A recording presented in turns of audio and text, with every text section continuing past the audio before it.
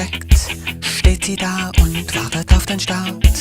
Alles klar, Experten streiten sich um ein paar Daten. Die Crew hat dann noch ein paar Fragen, doch der Countdown läuft.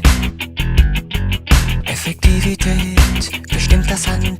Man verlässt sich blind auf den anderen. Jeder weiß genau, was von ihm abhängt. Jeder ist im Stress, doch Major Tom macht einen Scherz.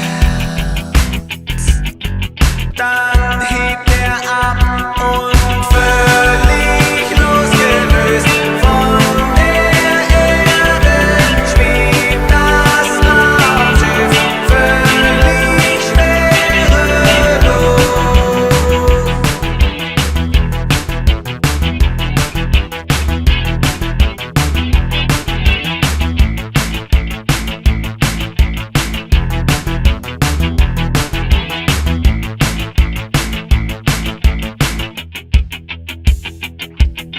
Die Erdanziehungskraft ist überwunden, alles läuft perfekt.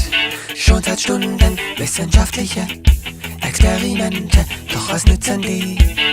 Am Ende denkt sich Major Tom im Kontrollzentrum. Da wird man panisch, der Kurs der Kapsel, der stimmt ja gar nicht. Hallo Major Tom, können Sie hören? Wollen Sie das Projekt denn so zerstören?